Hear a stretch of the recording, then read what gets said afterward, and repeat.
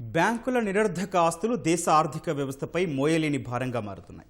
Covid తర్వాత కాలంలో దేశంలో ఈ ఎన్పీఏలు మరింత పెరిగాయి. ఏటేటా ప్రభుత్వ రంగ బ్యాంకుల్లో నిరర్ధక ఆస్తుల ఊబి నుంచి బయటపడేసేందుకు ప్రభుత్వం భారీగా నిధులు కేటాయిస్తోంది.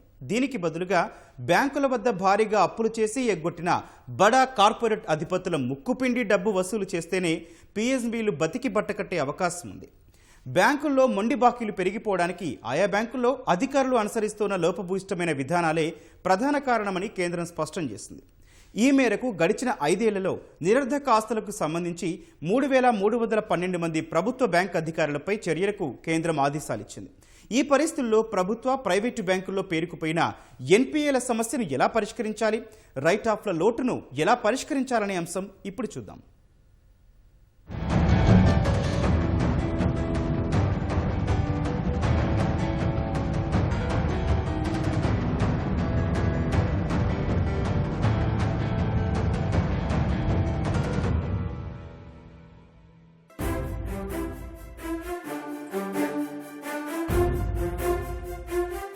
దేశంలో ప్రభుత్వ, ప్రైవేటు బ్యాంకుల మొండి బకాయిలు, రైట్ ఆఫ్ల విలువ ఏటికేడు అసాధారణంగా పెరుగుతోంది.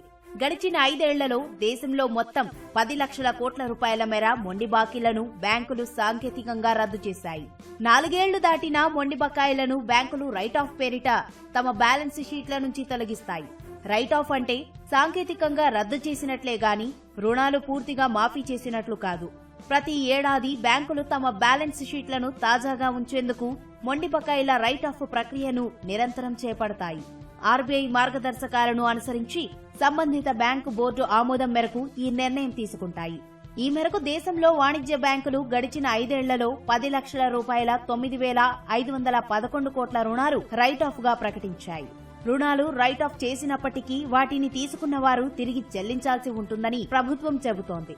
కానీ అవి ఎప్పట్లోగా వసూలవుతాయన్నది మాత్రం చెప్పలేని పరిస్థితి. అయితే రైట్ ఆఫ్ వల్ల రుణగ్రహీతకు ఎలాంటి ప్రయోజనమూ ఉండదని ప్రభుత్వం చెబుతోంది. బ్యాంకులు సివిల్ కోర్టుల్లో దావాలు వేయడం, రుణ రికవరీ ట్రైబ్యునల్లను ఆశ్రయించడం, దివాలా స్మృతి కింద కేసులు నమోదు చేయడం, నిరర్ధక ఆస్తుల విక్రయం వంటి ప్రక్రియల ద్వారా రుణాలను రికవరీ చేసేందుకు ప్రయత్నిస్తున్నాయి. ఇలా గడిచిన 5 ఏళ్లలో రైట్ ఆఫ్ చేసిన రుణాల్లో 1.32 లక్షల కోట్ల రూపాయలు సహా మొత్తం 6.59 లక్షల కోట్ల రూపాయల రుణాలను బ్యాంకులు రికవరీ చేసినట్లు ఇటీవల కేంద్ర ఆర్థిక శాఖ ప్రకటించింది.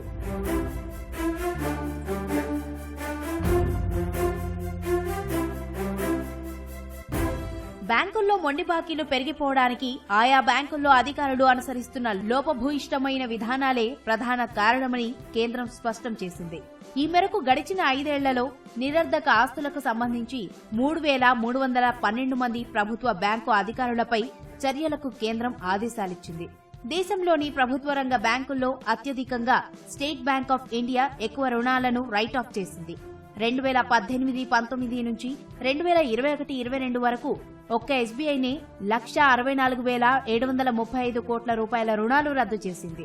ఈ జాబితాలో బ్యాంక్ ఆఫ్ బరోడా 61,763 కోట్ల రూపాయల రద్దుతో రెండో స్థానంలో ఉండగా పంజాబ్ నేషనల్ బ్యాంక్ 59,807 కోట్ల రూపాయలు, యూనియన్ బ్యాంక్ 52,655 కోట్ల రూపాయలు మాఫీ చేసింది. అదే రీతిలో కెనరా బ్యాంక్ 37,617 కోట్ల రూపాయలు, బ్యాంక్ ఆఫ్ ఇండియా 34,280 కోట్ల రూపాయలు, ఐడీబీఐ 32,586 కోట్ల రూపాయలు, యూకో బ్యాంక్ 30,160 కోట్ల రూపాయలు, ఇండియన్ బ్యాంక్ 22,522 కోట్ల రూపాయలు, సెంట్రల్ బ్యాంక్ 21,772 కోట్ల రూపాయలు, బ్యాంక్ ఆఫ్ మహారాష్ట్ర 18,874 కోట్ల రూపాయల రుణాల్ని రద్దు చేశాయి. గడిచినటువంటి ఒక 15 సంవత్సరాల కాలంగా కనుక మనం చూస్తే అనేక మంది దేశంలో పేరెన్నిక కలిగినటువంటి వ్యక్తులు వివిధ రకాలైనటువంటి వ్యాపారాలు చేస్తున్నారు. బ్యాంకుల్లో వేల కోట్ల రూపాయల రుణాలు తీసుకుంటున్నారు. వాటిని ఎగవేత వేసిన తర్వాత వాటిని ఎన్పీఏలుగా డిక్లేర్ చేయడం తప్ప, అది లిటిగేషన్స్ లోకి వెళ్ళటం, ఎన్సీఎల్టీలకు రిఫర్ చేయడం తప్ప వేరే రకమైనటువంటి మార్గాలు లేవు. ఈ ఎగవేత వేసినటువంటి దానిలో కేంద్ర మంత్రులు ఉంటున్నారు, ఎమ్మెల్యేలు, ఎంపీలు అనేక సంఖ్యలో ఉంటున్నారు. వీళ్ళందరూ కూడా అంటే సొసైటీలో పేరెన్నిక కలిగినటువంటి వ్యక్తులు మాత్రమే ఈ రకమైనటువంటి కార్యక్రమాలు చేస్తున్నారు. అందుకని తప్పనిసరిగా ప్రభుత్వాలు ఇంతవరకు ఏదైతే చట్టాలు ఏవైతే ఒక ఐబీసీ కోడ్ అనేటటువంటి దాన్ని తీసుకుని వచ్చారో వాటిల్లో మార్పులు చేయాల్సినటువంటి అవసరం ఉంది. దేశంలో స్వయం ఉపాధి కోసం బ్యాంకుల వద్ద అప్పు తీసుకున్న సామాన్యుల దగ్గర నుంచి నయా పైసా వదలకుండా ముక్కుపిండి వసూలు చేస్తుంటాయి బ్యాంకులు. అయితే రైట్ ఆఫ్ల పేరుతో కేంద్రం బడా కంపెనీల రుణాలను లక్షల కోట్లలో మాఫీ చేస్తున్నాయని ప్రజా సంఘాలు ఆరోపిస్తున్నాయి. రైట్ ఆఫ్ల పేరుతో ప్రజల డబ్బును ప్రభుత్వ బ్యాంకులు లూటీ చేస్తున్నాయని ప్రతిపక్షాలు, బ్యాంకింగ్ ఉద్యోగ సంఘాలు విమర్శిస్తున్నాయి. కాగా రైట్ ఆఫ్ చేసే రుణాల వివరాలను ప్రతి త్రైమాసికంలో బ్యాంకులు ప్రజలకు వెల్లడిస్తుంటాయి. స్టాక్ ఎక్స్చేంజిల్లో నమోదైన బ్యాంకులు ప్రతి త్రైమాసికంలో ఫలితాల్ని వెల్లడించినప్పుడు ఈ వివరాల్ని కూడా వెల్లడిస్తాయి. గడిచిన 5 ఏళ్లలో అత్యధికంగా 2018-19 ఆర్థిక సంవత్సరంలో రుణాల రైట్ ఆఫ్ జరిగింది. ఆ ఏడాది బ్యాంకులు 2,36,265 కోట్ల రూపాయల రుణాన్ని రైట్ ఆఫ్ చేశాయి. స్థానిక ప్రభుత్వాలు కావచ్చు, రాష్ట్ర ప్రభుత్వము, లేదంటే ఎక్కడైనా హామీలు ఇచ్చినటువంటి రుణాలను మాఫీ చేయడం కావచ్చు, రుణాలకు సాయం ఇచ్చినప్పుడు వాటిని బ్యాంకుల్లో క్లియర్ చేసుకునే విధానాన్ని కనుక క్రెడిట్ కల్చర్ని కనుక ప్రోత్సహించినట్లయితే బ్యాంకింగ్ రంగం పైన ఒత్తిడి తగ్గుతుంది. ఎందుకంటే ఈ బ్యాంకింగ్ రంగం కనుక పటిష్టంగా ఉన్నప్పుడే మనం అనుకున్నటువంటి ఆశించినటువంటి ఫైనాన్షియల్ ఇంక్లూజన్ కావచ్చు, ఆర్థికంగా అట్టడుగు వర్గాల ప్రజలు కూడా అభివృద్ధి చెందడానికి ఆస్కారం ఉంటుంది. కాబట్టి బ్యాంకింగ్ రంగం పైన ఉన్నటువంటి నమ్మకాన్ని వమ్ము చేయకుండా ఆ బ్యాంకింగ్ రంగాన్ని పటిష్టం చేస్తూ దాని నమ్మకాన్ని పెంచే విధంగా చర్యలు ఉండాలి. దేశంలో ఈ ఏడాది మార్చి ఆఖరి నాటికి ఉద్దేశపూర్వకంగా రుణ ఎగవేతదారుల జాబితాలో గీతాంజలి జెమ్స్ లిమిటెడ్ మొదటి స్థానంలో ఉంది. ఈ సంస్థ పరారీలో ఉన్న వజ్రాల వ్యాపారి, పంజాబ్ నేషనల్ బ్యాంక్ కుంభకోణ ప్రధాన సూత్రధారుల్లో ఒకరైన మెహుల్ చోక్సీకి చెందినది. ఈ సంస్థ 7,110 కోట్ల రూపాయలు ఎగవేసింది. కాగా 5,879 కోట్ల రూపాయలు ఎగవేసిన ఎర్ ఇన్ఫ్రా ఇంజనీరింగ్ సంస్థ రెండో స్థానంలో ఉంది. 4,107 కోట్ల రూపాయలతో కాంకాస్ట్ స్టీల్ అండ్ పవర్ కంపెనీ మూడో స్థానంలో, 3,984 కోట్ల రూపాయలతో ఆర్ఈఐ అగ్రో నాలుగో స్థానంలో ఉన్నాయి. ఏబీజీ షిప్ యార్డ్ 3,708 కోట్ల రూపాయలు, ప్రోస్ట్ ఇంటర్నేషనల్ 3,108 కోట్ల రూపాయలు, విన్సమ్ డైమండ్స్ 2,671 కోట్ల రూపాయలు మొండి బకాయిలతో ఎగవేతదారుల జాబితాలో వరుసగా 5, 6, 7 స్థానాల్లో ఉన్నాయి.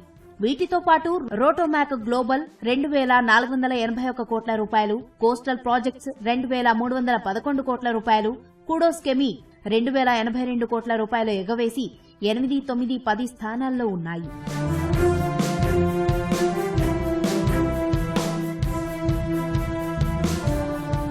మన దేశంలోని శ్రామిక శక్తిలో 43% వరకు వ్యవసాయ రంగంలోనే ఉంది. దేశంలో ముఖ్యమైన జీవనోపాధి ఇప్పటికీ వ్యవసాయమే. ఈ రంగంలో ఏటికేడు పెరుగుతున్న పెట్టుబడులు, దిగుబడి నష్టాలు, ఆర్థిక సమస్యల కారణంగా బ్యాంకులు ఇస్తున్న వ్యవసాయ రుణాల్లో కూడా చాలా వరకు మొండి బకాయిలుగా మారుతున్నాయి. ఇలా వ్యవసాయం, దాని అనుబంధ రంగాల్లో 2020-21లో ఎన్పీఏల మొత్తం రైట్ ఆఫ్ల విలువ 32.69 వేల కోట్ల రూపాయలుగా ఉంది. ఇందులో 19.4 వేల కోట్ల రూపాయల ప్రభుత్వ రంగ బ్యాంకులవి కాగా 11.5 వేల కోట్ల రూపాయలు ప్రైవేటు బ్యాంకులవి. ప్రభుత్వ రంగ బ్యాంకుల్లోని ఎన్పీఏల రైట్ ఆఫ్ల్లో స్టేట్ బ్యాంక్ ఆఫ్ ఇండియా అత్యధిక వాటా కలిగి ఉంది. 2019-2020లో ఎన్పీఏల కొత్త రైట్ ఆఫ్ల మొత్తం విలువ 42.1 కోట్ల రూపాయలు. ఈ మేరకు గత సంవత్సరాలతో పోలిస్తే మొత్తం రైట్ ఆఫ్ల విలువలో కొంత మేరకు తగ్గుదల నమోదైంది.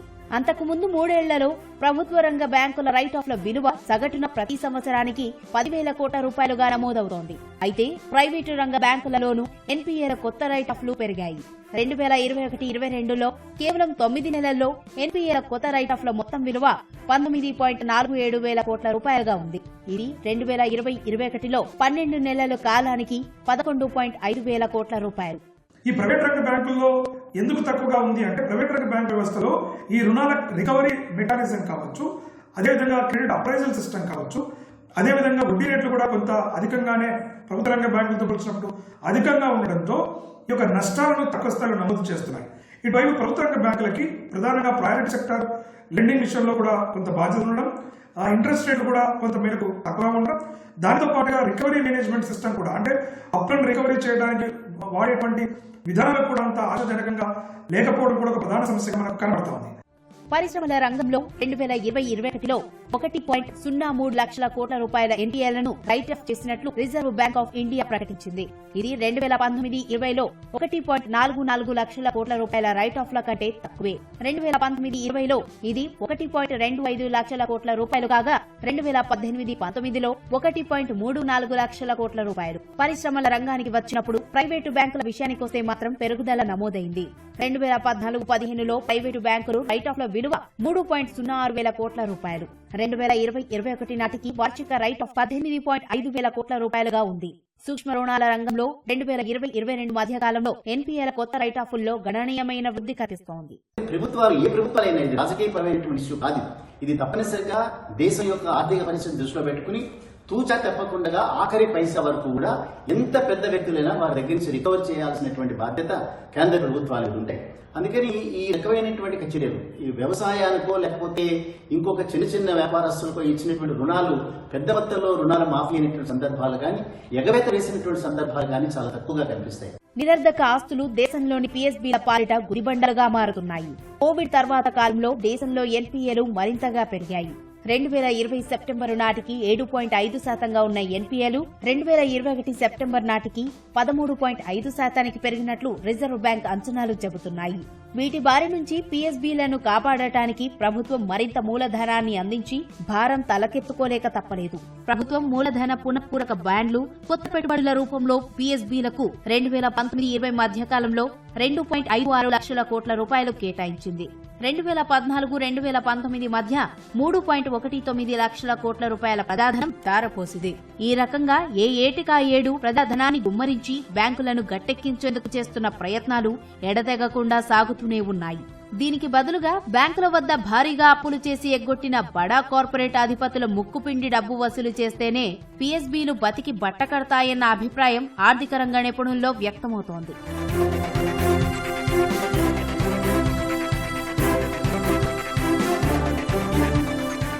జపాన్, జర్మనీ వంటి దేశాలు బ్యాంకు రుణాలతో రోడ్లు, ఓడరేవులు, విద్యుత్ ప్లాంట్లు వంటి మౌలిక వసతుల్ని భారీ ఎత్తున నిర్మించాయి. మన దేశంలో ప్రభుత్వం స్వయంగా మౌలిక వసతుల ప్రాజెక్టులు చేపట్టాల్సింది పోయి కార్పొరేట్లకు ఆ బాధ్యతను బదలాయిస్తోంది. దీంతో మౌలిక వసతుల పేరిట కంపెనీలు బ్యాంకుల నుంచి పెద్ద ఎత్తున రుణాలు తీసుకుని సకాలంలో తీర్చలేకపోతున్నాయి. ఈ పరిస్థితుల్లో బ్యాంకులు దెబ్బతింటున్నాయి. ఈ కారణం వల్లనే ప్రైవేటు బ్యాంకుల్లో కన్నా పీఎస్బీలలో ఎన్పీఏలు ఎక్కువ అవుతున్నట్లు ఆర్థికవేత్తలు చెబుతున్నారు.